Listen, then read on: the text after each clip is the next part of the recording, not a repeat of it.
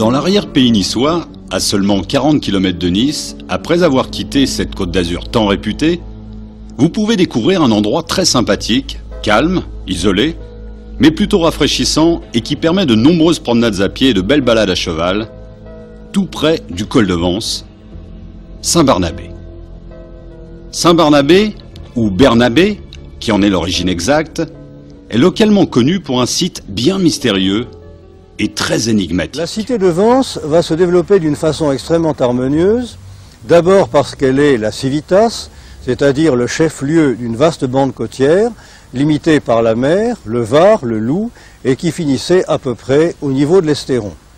Donc une grande bande verticale, et en plus, la ville de Vence avait et a la chance de posséder une véritable source thermale, et que nous connaissons bien, dont les vertus curatives ont été étudiées et prouvées, et les Romains, comme chacun sait, avaient une prédilection particulière pour les endroits où coulaient les sources thermales.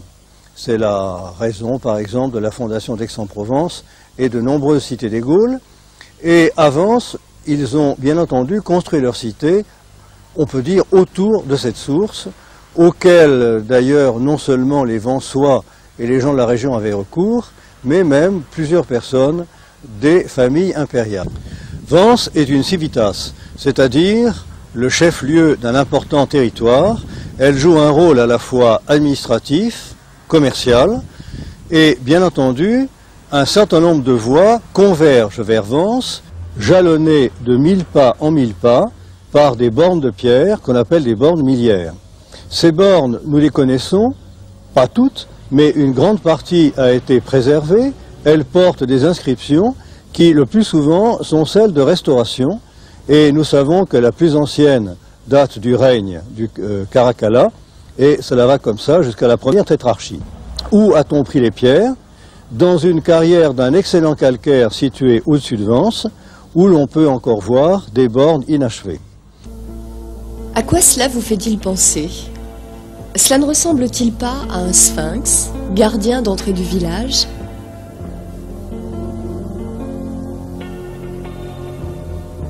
Nous voici au cœur de cette cité de pierre, avec tout au loin ce que l'on nomme le dromadaire.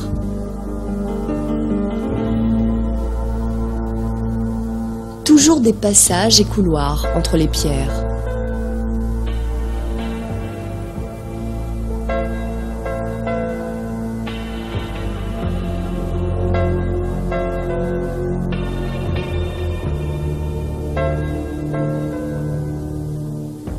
Traces certaines d'une civilisation ligure installée ici avant les Romains et ancêtre des habitants de la Côte d'Azur.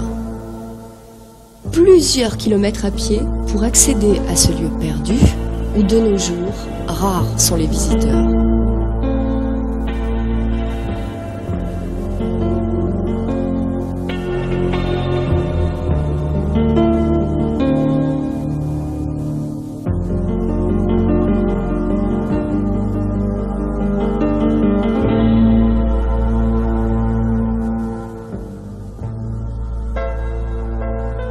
Remontons jusqu'en juin 1869, date à laquelle ce plateau avait pour appellation Vallée du Malvent ou mauvaise vallée du latin Mala Vallis.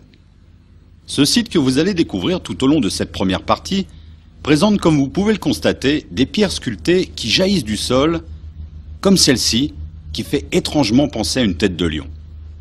D'autres présentent des motifs déjà connus en Égypte et en Iran il y a des millénaires. L'érosion en est-elle la seule responsable? La prudence nous interdit de l'affirmer, car ce secteur fut jadis habité par les Némésies, peuplade qui appartenait à la grande race ligure. Tout à fait primitif, méconnaissant le bronze et se servant d'instruments en pierre et en os, ce peuple sacrifiait ses victimes ainsi que de jeunes vierges sur des tombes dont on a retrouvé certaines traces entre Saint-Césaire et Saint-Vallier. Et maintenant, suivez le guide, puisque nous voici dans l'un de ces innombrables couloirs si étroit qu'une seule personne peut y passer de front.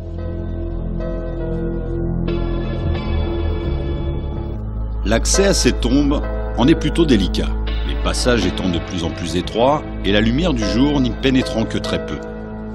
Il serait intéressant d'ailleurs de fouiller un certain nombre de ces passages d'accès afin de retrouver des éléments qui permettraient d'obtenir des datations rendant possible une comparaison avec des gisements et sites mieux connus. En ce qui concerne l'origine de ce plateau, nous avons demandé son avis à une spécialiste, Brigitte Chamaille. Géologiquement, c'est un phénomène que l'on connaît assez bien sur le pourtour méditerranéen, mais qui est bien ici représenté avec de très belles formes. C'est ce qu'on appelle le karst, c'est-à-dire que c'est une forme d'érosion du calcaire qui aboutit à ces aspects criblés de trous et de formes un peu de restes de ruines. C'est un phénomène que l'on appelle donc un modelé karstique et que les géomorphologues déterminent sur les pays calcaires. Alors, comment expliquer ces aspects de cratères? Non, ce ne sont pas des météorites qui ont percuté le plateau, bien que ça y fasse penser. Elles sont de forme régulière et à fond plat. Ce sont des formes qui sont dues à la dissolution de l'eau. L'eau de pluie donc ne ruisselle pratiquement pas, s'infiltre profondément par les fissures, agrandit les réseaux souterrains et provoque des effondrements importants et des formes d'entonnoirs apparaissent à la surface. Ça, c'est la partie cachée de ce plateau qui est en fait un véritable gruyère et qui est parsemé de galeries, de réseaux souterrains importants. D'ailleurs, la région possède beaucoup de grottes. Maintenant que nous avons fait connaissance avec ce mystérieux plateau des idoles, retrouvons Guy Tarade qui va nous conter une anecdote historique sur cette chapelle de Saint-Barnabé. Eh bien, le monument qui est derrière nous peut s'inscrire, je dirais, dans les archives des vieilles pierres de notre région. En effet, cette chapelle est connue depuis 1667. On en retrouve les traces dans d'anciens documents. On doit dire que cette chapelle était considérée autrefois comme un lieu miraculeux. Lorsqu'on la regarde avec un peu d'attention, on a l'impression de se retrouver devant une vieille chapelle bretonne. On peut penser qu'elle a été édifiée sur l'emplacement d'une ancienne pierre levée. Personnellement, je pense qu'autrefois, à la place de ce monument, se dressait un dolmen. Cette chapelle est dédiée à Saint Barnabé et au cours des siècles, on a pu la considérer comme miraculeuse. Il y avait un pèlerinage qui montait tous les ans, depuis Vence jusqu'ici. Et autrefois, on voyait sur les murs latéraux des ex-voto qui étaient principalement composés de béquilles, de cannes et d'autres appareillages qui étaient utilisés par les gens souffrant d'affection des membres inférieurs. En 1719, Monseigneur Bourchenu, évêque de Coursegoule, a décidé d'interdire le pèlerinage, car il faut bien reconnaître que la route qui monte depuis Vence jusqu'ici est très difficile, elle est très escarpée, et les pèlerins emmenaient avec eux moult et moult bouteilles de vin qu'ils buvaient pendant le voyage. Et lorsqu'ils revenaient, eh bien, ils se conduisaient un peu comme des frères paillards. Après ce lieu de pèlerinage, abordons les faits qui se sont déroulés et se déroulent encore aujourd'hui non loin de la chapelle. Pour cela, revenons sur le plateau des idoles où en 1979, s'est créée une secte dont le but était de rentrer en contact avec des ovnis qui se seraient manifestés en ces lieux. Pour cela, cette secte qui officiait la nuit utilisait différents symboles que nous voyons ici dessinés sur la roche.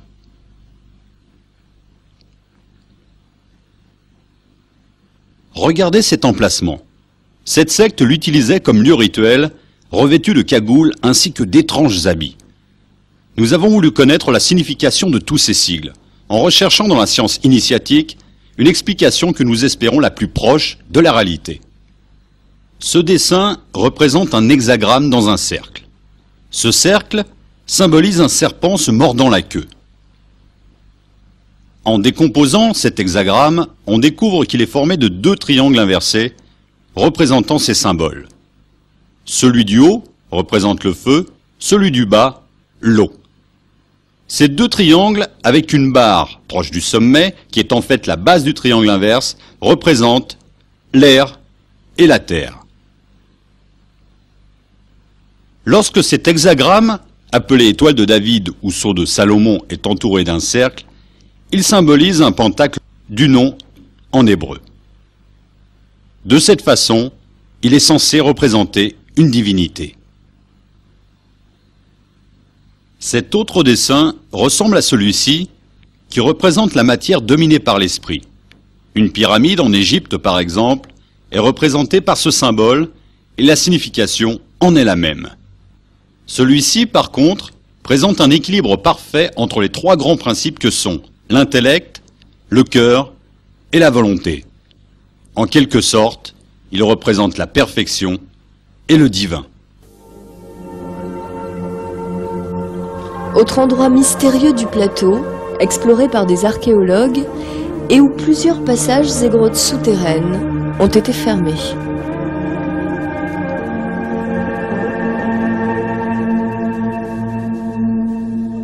Sur ce site du plateau du col de Vence, j'ai eu l'occasion de venir souvent promener, observer.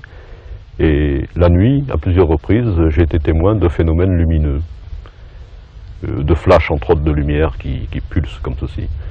D'autre part, à plusieurs reprises, avec des amis, j'ai eu l'occasion de venir faire des photos familiales ou des photos touristiques qui n'avaient absolument rien a priori à voir avec le phénomène qui m'intéresse. Et au tirage, nous avons eu la surprise de constater qu'il y avait des boules noires dans le ciel, des petites boules noires.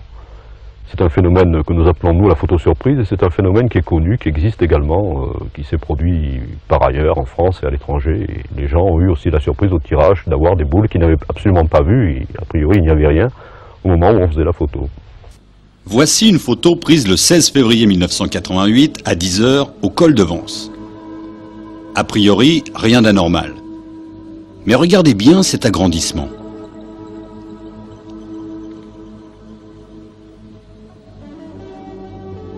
Celle-ci a été prise en février 88 en Amazonie et vous pouvez constater que l'objet est beaucoup plus visible. L'agrandissement nous montre d'ailleurs assez bien que cette fameuse boule noire se trouve dans les nuages. Toujours en février 88 en Amazonie, deux boules noires cette fois-ci apparaissent sur la photo. Les deux agrandissements que vous allez voir et les recherches de défauts de la pellicule ou au développement confirment avec l'examen du négatif que ces deux objets ont bien été photographiés.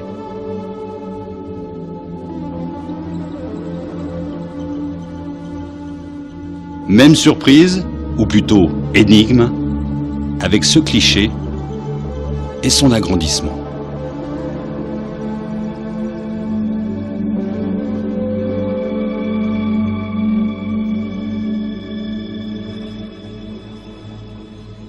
Un article de la revue Lumière dans la nuit s'interroge sur cette photo prise en février 79 aux États-Unis, où également deux boules ou taches noires apparaissent lors du développement. Mars 89, région niçoise, par temps dégagé, un nuage se déplaçant lentement et dont le noyau était lumineux, a pu être observé pendant 1 heure par de nombreuses personnes de Saint-Jeannet à Nice, après avoir survolé Vence et Antibes. Aucune explication officielle ne fut émise. Briançon 1974, un engin survole la ville très rapidement. Cette fois-ci un engin triangulaire qui passa au-dessus de la tête de nombreux témoins et que l'on a pu observer dernièrement en Belgique.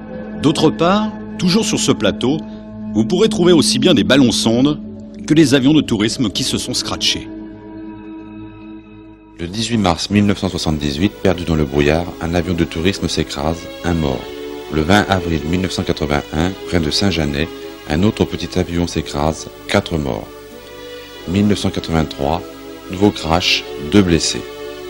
6 septembre 1984, sur la montagne de Saint-Vallier, 1 mort. En 10 ans, ce sont 24 avions qui se sont écrasés dans ce triangle. De nombreux témoignages se sont manifestés dans la région. La presse régionale en a largement fait écho. Le 9 juillet 1994, les employés du journal Nice Matin, sur place pour une enquête, ont été survolés par 3 engins non identifiés. Le 5 août 1994, à Gréolières, Ayerpilly-Vensoix, les gendarmes, lors d'une enquête, ont été témoins et survolés par un engin non identifié. Depuis l'été 1994, l'ARP niçois a connu de nombreuses observations dont la presse, la télévision régionale et nationale ont fait écho, attirant de nombreux curieux, chercheurs et enquêteurs. Le phénomène OVNI continue et n'a pas fini de nous troubler. Nous sommes au lieu-dit Saint-Barnabé.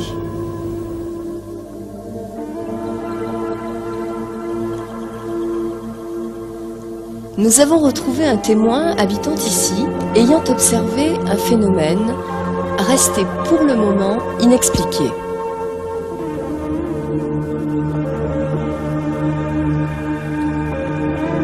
Voici son témoignage. 22h, 23h, je sortais mes poubelles et en fermant la porte, je me suis aperçu que j'avais une très grosse lumière qui éclairait tout le plateau de Saint-Barnabé. Elle s'est située dans le haut de la colline, au point en haut où on voit, vous avez un arbre là-bas qui est tout seul, au milieu là, une grosse lumière jaune, très grosse. Hein. Oui, ça m'a marqué. Je suis redescendu, j'ai continué en allant vider ma poubelle et je me suis encore arrêté pour voir et je voyais toujours cette grosse lumière qui venait de cette montagne. Quand je suis remonté, à ce moment-là, je me suis encore arrêté et c'est à ce moment-là que j'ai vu que la lumière disparaissait. Alors, entre la maison du témoin et la montagne, il y a environ 2 km à vol d'oiseau. Or, le témoin est ébloui par une lumière très très puissante, un projecteur qui l'éblouit. Il paraît absolument invraisemblable que ce soit un phare de voiture à une telle distance. Un phare n'éblouit pas. Je connais bien le coin, je connais bien cette montagne. Il est totalement impossible d'y monter du matériel, d'y monter une voiture, d'y monter des projecteurs, ou alors avec des hélicoptères. Et ça serait vraiment quelque chose de très important. Et dans quel but ? On peut s'étonner que le témoin n'ait pas fait de photos, d'autant plus qu'il nous a dit avoir un appareil chargé chez lui. Mais comme très souvent dans ce genre d'enquête que j'ai pu faire, apparemment le témoin est obnubilé par ce qu'il voit ou ce qu'il entend et ne pense pas aller chercher l'appareil et à faire une photo. Je pense que nous nous trouvons là devant un cas tout à fait sérieux et incontestablement le témoin a vu quelque chose d'inexpliqué. Suite naturelle à nos recherches, un autre témoin, un berger, habitant seul dans cette maison, a pris contact avec nous pour nous conter une promenade de nuit malgré lui. Le 24 décembre 1990 au soir, j'ai été témoin d'un fait peu banal. Je rentrais le troupeau, comme d'habitude, aux environs de 16 heures. La nuit tombe vite en hiver. Et j'ai mangé et je me suis couché. Je me serais donc relevé et pris mon appareil photo qui n'est pas équipé de flash et transporté et marché à travers la nuit à 9 km d'ici, entre deux montagnes. Et là, j'aurais assisté et photographié un atterrissage et un décollage d'engins non identifiés. Le matin, simplement un picotement fort dans les yeux. Ce picotement a duré d'ailleurs 2-3 jours. C'est au développement de mes photos, que j'ai porté le mercredi, que le gars qui m'avait fait le développement m'a dit « Il y a 2 photos qui sont rayées, est-ce que je te les mets dans le paquet ?» Par intuition, je les ai gardées. Et puis, peu à peu, en les regardant bien, j'ai vu que les photos étaient très nettes et que la lumière qui se dégageait des engins avec ce flash était aussi photographique. Nous avons retrouvé l'endroit. Et nous avons comparé notre photo avec les siennes, ainsi que les négatifs.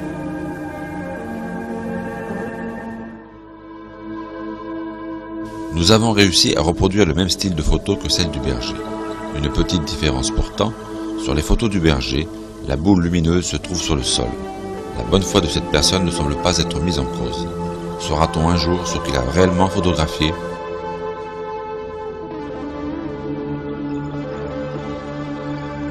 Une troisième personne habitant ce plateau nous conduisit à cette trace sur le sol de 5 mètres de diamètre où depuis 5 ans l'herbe ne pousse plus. Cette personne déclare n'avoir rien remarqué en passant le soir, mais le lendemain matin découvre cet emplacement d'aspect brûlé, identique à d'autres traces étudiées et observées dans le monde et répertoriées comme pouvant être la trace d'un atterrissage non identifié. Dans une clairière en contrebas du village de Pierre gardé par le Sphinx, nous avons découvert une trace parfaitement circulaire. Il faut savoir que cet endroit est très isolé et distance de toute route et habitation.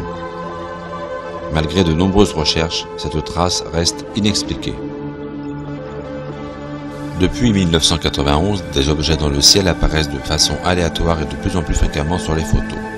Ces objets ne sont pas visibles à l'œil nu. Nous les découvrons après le développement ou leur visualisation sur les appareils numériques. Il est utile de préciser que ces objets apparaissent aussi sur les négatifs et que ces photos sont prises avec des appareils différents.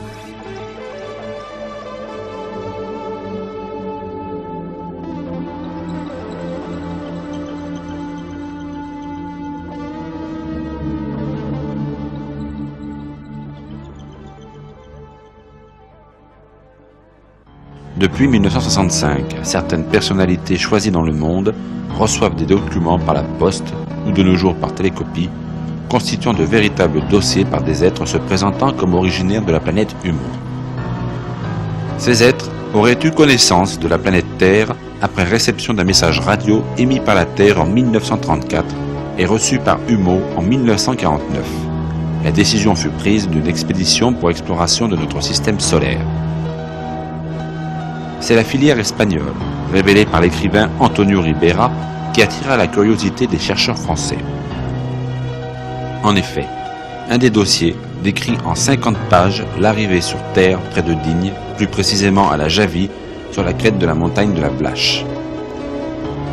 Les Humites se seraient installés dans la nuit du 28 au 29 mars 1950 en 2 heures dans une grotte d'accès difficile. 6 membres d'équipage restant sur place. Vous voyez cette grotte là-haut? Eh bien, là, on dit que autrefois, mes ancêtres, il y avait des réunions d'esprits extraterrestres. Alors, il m'a fait remarquer, il fallait les jumelles pour les observer, c'était un peu loin, séparés par un vallon. Et alors, il m'a dit, d'accès, c'est un accès très difficile.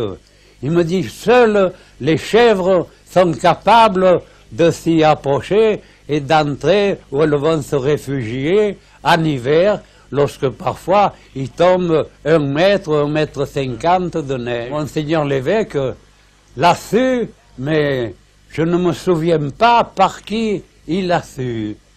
Antonio Ribera est à l'origine de la divulgation de l'affaire Humo. Il a reçu de nombreuses lettres et fait partie des chercheurs espagnols. Oui, c'est une planète type Terre avec un seul continent, un immense océan qui l'entoure. La diversité biologique n'est pas tellement importante comme en Terre. Les espèces vivantes sont moindres, il y a moins d'espèces vivantes. Il y a un seul gouvernement, il y a une seule espèce humaine, et c'est tout. D'ailleurs, j'ai l'impression, moi personnellement, que le système humite ressemble fort à un système un peu totalitaire, une race unique, qui ressemblerait fort au meilleur des mondes d'Aldous Huxley. Bon, il fait penser un peu à Brave New World, c'est-à-dire le meilleur des mondes d'Aldous Huxley. Vous connaissez ce livre, sans doute. Tout est réglé, les gens travaillent très peu, l'État s'occupe de tout. Évidemment, c'est un monde totalitaire où l'individu compte peu. D'ailleurs, il rassemble aussi the American way of life, parce que les familles, le noyau principal, c'est la famille, comme en Amérique. Il raconte des blagues pendant qu'il mange, etc., dans un ambiance distendu, etc. Il semble même que les femmes aient une autorité particulière sur la planète Humo. Je n'ai pas bien compris. Il semble même que les femmes aient une autorité particulière sur la planète Humo. Oui, il n'y a pas de différence entre les sexes, c'est-à-dire les femmes ont l'égalité des droits que les hommes. Et quelques-unes des expéditions qui ont venu sur Terre étaient commandées par des femmes. Il y avait un des documents où il y avait atterrissage près de la Javie. Et à l'époque, on avait juste une feuille qu'avait envoyée Ribera où il y avait la carte avec une espèce de flèche. Et c'est tout ce qu'on avait sur cette histoire de la Javie. Donc on est allé en Espagne chez Farriols. On a eu accès au document original qui faisait 45 ou 50 pages sur l'atterrissage, qui depuis a été publié et en entier. Et où on s'est aperçu premièrement que la flèche en question, parce on s'était tous pointés à l'endroit qu'indiquait la flèche, et c'était... l'endroit indiqué par la flèche, c'était la rivière de la Bléone, dans le bouquin espagnol, dans l'édition espagnole. Avant d'arriver à la Javie, quand on vient de Digne, et quand on avait demandé à Farion, on dit mais comment tu as fait pour pour trouver cet endroit. Il dit non, mais moi j'avais une vieille carte de France, j'ai découpé le morceau de la Javie, il avait pris une feuille de papier qui faisait un angle, il avait colorié le bout et il avait posé ça pour prendre la photo. Donc c'était complètement aléatoire, c'était pour un Espagnol savoir que c'était là, quoi. Les rapports comportent tous à la fin le fameux sceau Humeau, sigle que l'on retrouve aussi, d'après les témoins, sous les astronefs. Jean-Michel Raoult, vous qui êtes un scientifique de l'ufologie, puisque vous êtes diplômé en chimie, que pensez-vous de l'affaire Humeau? Selon vous, est-elle d'origine terrestre ou extraterrestre? Bien, ça fait depuis quelques années que je m'intéresse à l'affaire Humeau, suite aussi au travail de Jean-Pierre Petit, qui est actuellement directeur de recherche au CNRS, et qui a pu avoir, par l'intermédiaire de l'Espagne, à peu près 2000 feuillets écrits en espagnol qui relataient un petit peu l'ensemble de l'affaire Humeau. Grâce à ce travail de décryptage, Jean-Pierre Petit a pu mettre au point des nouvelles théories et surtout à l'application de ce qu'on appelle la magnéto-hydrodynamique, qui est un procédé qui serait peut-être dans le futur, qui serait capable de faire voler un objet discoïdal. Alors justement, selon Jean-Pierre Petit, la magnéto-hydrodynamique aurait été révélée par les humites avant qu'elle ne soit exploitée par les scientifiques terrestres, en fait. Tout à fait, tout à fait. Il a tiré son travail de ses feuillets, il le dit lui-même. Il a vérifié les équations, il a fait des modèles théoriques, il a fait même des maquettes et qui fonctionnent et qui sont entrés dans le domaine des possibilités actuelles de la science. Alors, quelle serait la technique de voyage dans l'espace, en fait, qu'auraient utilisé les humites pour venir jusqu'à nous? Alors, la technique du voyage dans l'espace, il y en a deux. Il y a d'abord la technique du voyage dans l'atmosphère et dans la proche atmosphère, c'est-à-dire dans un système solaire comme le nôtre, qui pourrait utiliser dans la magnéto-hydrodynamique. Mais il s'avère à l'usage que la magnéto-hydrodynamique n'est pas une méthode apte à permettre des voyages de très longs voyages entre les différents systèmes stellaires et même entre les galaxies. Pour cela, les humites donnent de nouvelles informations. Ils utilisent ce qu'on appellerait, ce que les auteurs de science-fiction ont appelé l'hyperespace, mais eux, ils appellent ça un autre cadre tridimensionnel. C'est-à-dire qu'ils utilisent l'inversion des particules nucléaires pour changer le système de coordonnées. Un petit peu ce qu'Einstein appelait le référentiel espace-temps. Grâce à cette inversion de particules, ils peuvent changer d'espace et rentrer dans un autre cadre tridimensionnel dans lequel la vitesse de la lumière, c, qui selon la théorie de la relativité est une limite, ne deviendrait plus une limite. Et grâce à cet espace, ils accéderaient à des vitesses beaucoup plus grandes, ce qui rendrait possible les voyages entre les différents systèmes stellaires, tels que la Terre et l'étoile Wolf 424, dont les humites seraient origine, et qui est éloigné de la Terre d'à peu près 15 années-lumière. C'est-à-dire que même en voyageant à la vitesse de la lumière, un vaisseau humide mettrait 15 plus 15, 30 ans en faisant l'aller-retour, ce qui est très long pour de petits vaisseaux.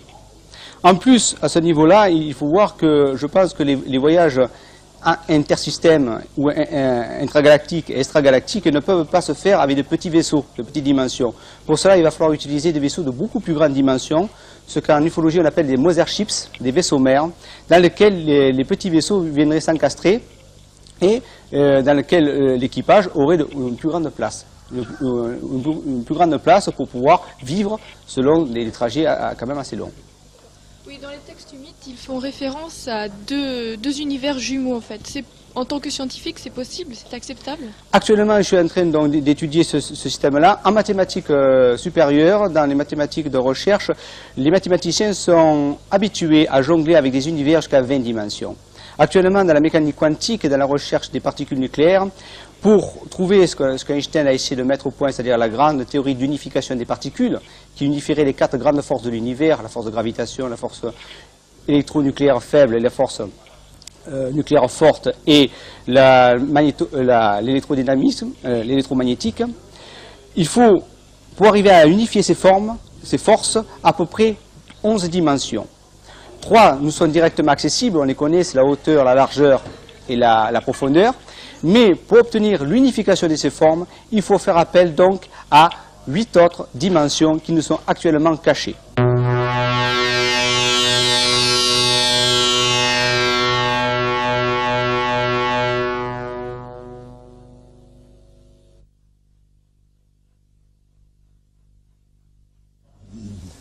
Beaucoup de rapports humains qui parlent de Dieu. Dieu qui s'appelle Boa. il y a beaucoup de rapports d'humour qui parlent de l'âme collective, des bois à bois. Alors, ça ne colle pas avec la dialectique marxiste, Oui. évidemment. Pourriez-vous nous parler de cette conception du Dieu chez les Humites? Bon, Dieu, selon les Humites, leur Dieu ne peut pas se comparer à Jéhovah, par exemple, à Allah, à Brahma, à le Dieu terrien. Il est surtout information. Dieu possède toute l'information de l'univers. Et pensez que l'univers est formé d'un nombre infini d'univers jumeaux, selon les Humites. Alors, ça signifie que Dieu, c'est une source d'information immense. Il est le créateur. Il y a un parallèle très, très curieux avec Jésus. Une polémique s'est engagée. Certains voient une supercherie terrestre, mais ne peuvent le prouver. D'autres appuient la thèse extraterrestre avec des preuves omniprésentes. Joël Ménard, pour vous présenter, vous êtes le directeur de la revue Lumière dans la nuit et un spécialiste de terrain des phénomènes inexpliqués. Alors vous dénoncez le mensonge en matière d'information sur les ovnis. Mais qui, selon vous, détient la vérité ou qui empêche de la révéler? Je ne pense pas qu'il y ait qui que ce soit qui détienne de vérité sur les ovnis. Évidemment, ce que je vous dis là, c'est mon point de vue personnel, c'est pas la vérité. Hein. Il y a des gens, il y a beaucoup de gens qui se présentent plus ou moins explicitement comme détenteurs d'une vérité. Je crois qu'il faut mieux les éviter, parce que d'abord, il est facile de se rendre compte qu'ils disent pas tous la même chose, mais alors pas du tout, du tout. Et puis ensuite, ce qu'ils disent est par trop invraisemblable. Non, il n'y a pas de vérité. Je pense qu'il n'y a pas, il n'y a pas des gens qui, tout au moins à ma connaissance, il n'y a pas des gens qui aient de vérité importante, tout au moins en matière d'explication, d'interprétation du phénomène. Ça, personnellement, j'y crois pas. Il se peut que je me trompe. Hein. Il se peut parfaitement que je me trompe complètement. Mais ce n'est pas mon impression. Je crois qu'à partir du moment où on a dit que le phénomène mérite d'être étudié, où on a dit que un fort pourcentage des témoins sont des gens crédibles, des gens qui n'ont rien à gagner à témoigner, à raconter ce qu'ils ont vu, à partir du moment où on a dit que ces gens-là méritent d'être écoutés, et où on a dit que leur témoignage mérite d'être pris en considération, d'être vérifié, d'être regardé sous tous ces aspects, je crois qu'on a tout dit. Mais, personnellement, je crois de plus en plus, ça je ne vous l'aurais pas dit il y a 5 ans, mais je peux vous le dire maintenant, moi je ressens la substance du problème comme étant effectivement le mensonge. Les ovnis, c'est le mensonge. C'est-à-dire que certainement beaucoup plus de la moitié des gens qui se présentent comme des experts en la matière racontent des bobards invraisemblables. Il y a d'abord tous les contactés bidons, les gens qui prétendent être en contact avec tel ou tel extraterrestre, et puis traverser les murs, etc. Mais ils ne le font jamais devant vous, comme par hasard. Bon, il y a des gens qui délirent complètement. Hein, c'est de la mythomanie ou c'est quelque chose de l'ordre de la mythomanie, peu importe. Et il y a surtout des gens qui déploient une énergie considérable depuis 15 ans en France à discréditer la question, à dénigrer les témoins, à dénigrer les ufologues. C'est devenu une véritable petite industrie qui emploie en France, je pense, une trentaine de personnes, à ma connaissance. Que pensez-vous des manipulations comportementales de certaines grandes puissances, basées sur des croyances ovnis, par exemple, sur un certain des groupes de gens? Des manipulations? Alors chez nous, je dois vous dire qu'avant, on parlait des manipulations. Et après, à partir de 91, on a tout compris. Staline savait. Staline était au courant du problème. Cela veut dire que déjà, tout le monde, enfin son entourage, était au courant, et que les gens qui voulaient démolir ces problèmes, les scientifiques, ils gagnaient honnêtement l'argent c'est tout. Donc avant, j'étais toujours contre ces savants, je disais que, voilà, au lieu d'examiner, d'étudier le problème, vous voulez l'ensevelir. Maintenant, je sais que c'était un travail payé. Dans le livre de Renaud Maric qui vient de paraître, il dit que c'est la KGB qui a fait tout ça. Mais je ne partage pas cette vue. Renaud Maric, dans la revue Phénoména, il a présenté 6 points avec lesquels il voulait prouver la présence du KGB dans cette affaire. Et moi, je présente 6 points sans logique. Je prends chaque point et je l'analyse. Et tout de suite, vous allez voir que c'est tout à fait dépourvu de logique, pas de sens. Ce qui manque à Renaud Maric, c'est un peu d'érudition. Il faut lire. La lecture, ça donne du bien quand même, vous savez, de temps en temps. Bon. Alors, il doit lire plus que ça. Et il raconte des choses vraiment terribles. Il croit que tous les gens qui étaient, tous les noms qui étaient présents sur une des lettres humides, il avait un trait commun. Il pense que ces gens étaient tous prix Nobel. Or, il se trompe, il faut lire, c'est pas difficile, vous achetez un quid et tout de suite, c'est clair. Donc non, c'est pas vrai. Les documents scientifiques ne sont pas d'un niveau... absolument, non, absolument, absolument. Et vous le voyez d'ailleurs à l'œil nu. Maintenant, on peut accuser tout le monde de préparer le communisme sur la planète. Mais si vous allez continuer dans ce sens, un jour vous allez arriver à la conclusion que même Tommaso Campanella travaillait pour le KGB, préparait l'Occident à l'affaire Humo, avec sa cité du Soleil, qui préconisait un système communiste. C'est stupide quand même. Maintenant, si on parle de ce dernier livre par Jean-Claude Bourret et par Velasco, d'ailleurs, ce qui m'a étonné, Jean-Claude Bourret était un grand et Velasco un tout petit, un tout petit. Pourquoi ça? Tout d'abord, Jean-Claude Bourret, il n'a jamais enquêté sur ce problème, sérieusement quand même. Il a reçu beaucoup de matériel de la revue Phénomènes spatiaux à l'époque. Il a utilisé tout ça sans donner aucune référence. C'était comme ça, malheureusement. Eh bien, alors maintenant, je pense que c'est un livre à l'aide duquel on voudrait ralentir l'exigence des gens de parler plus ouvertement sur le problème qui les intéresse, en l'occurrence le problème des ovnis. Comme ça, c'est un livre qui est astucieux. Ça donne l'impression qu'on parle sérieusement de ce problème. Mais on évite les hypothèses, aucune hypothèse de travail. D'où ça vient? Qu'est-ce que cela représente? On ne sait rien. Mais comme quoi, restez tranquille, dormez bien, et on travaille, la science progresse. Je ne me suis que très peu intéressé à l'affaire Humo. Et quand vous dites que cette affaire repose sur des éléments d'ordre scientifique,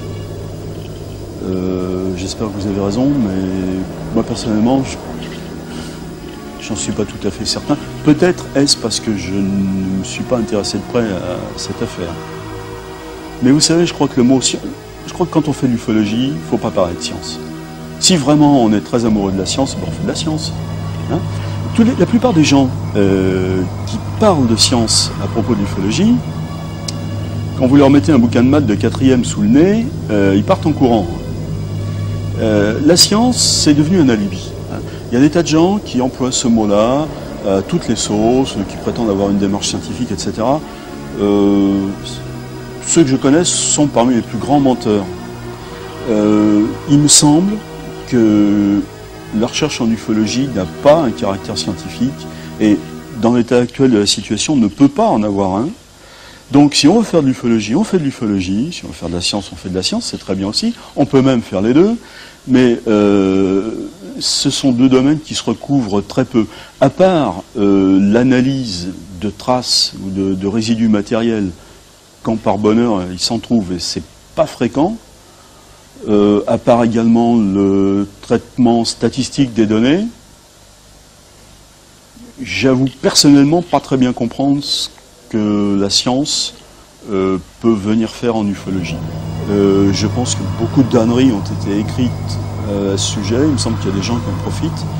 Je n'accuse pas le moins du monde le chercheur espagnol que vous venez de mentionner, hein, parce que je ne le connais que très peu, oui.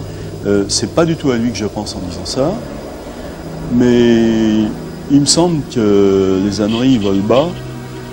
Quand j'entends dire, par exemple, que l'affaire Houmeau se réduirait à l'origine à un montage du KGB, j'avoue pas très bien comprendre. Les humides sont parmi nous, c'est possible. Je pense que c'est possible. Il y a de plus en plus de faits qui corroborent cette idée. Je pense qu'ils se font discrets à cause justement de l'observation pour ne pas interférer avec le sujet de l'étude, mais que bientôt l'humanité découvrira que des systèmes de voyage interstellaires doivent faire appel à la pluridimensionnalité de l'univers qui permettra de raccourcir les voyages et d'aller beaucoup plus vite pour visiter les différents systèmes solaires. Je cite vos mots, croyez-nous mais pas trop, diffusez ces textes mais pas trop.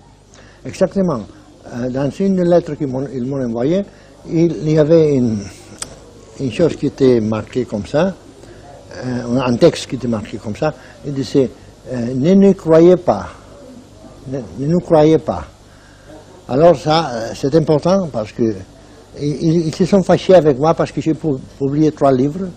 Alors ils ont coupé la relation avec moi pendant 17 ans. Pendant 17 ans, je n'ai reçu pas un rapport du mot. L'affaire Houmeau et les ovnis en général dérangent certains scientifiques et politiques qui préfèrent garder le silence ou faire de la désinformation. Mais il est évident que des phénomènes inexpliqués sont observés chaque jour dans le monde. Au col de Vence, tout comme dans l'affaire Houmeau, nous avons reçu des courriers, dont voici quelques exemples. Ces lettres ne sont pas scientifiques ou techniques, mais traitent de généralités existentielles. Une seule ressemblance peut-être, ces lettres se terminent par des sigles, comme sur les lettres Houmeau. Il est évident que des phénomènes inexpliqués se manifestent au col de Vence depuis des centaines d'années.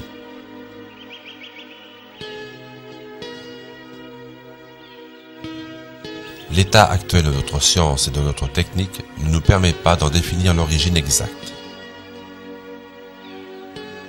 L'origine de ces phénomènes inexpliqués au col de Vence restera encore pour longtemps un mystère.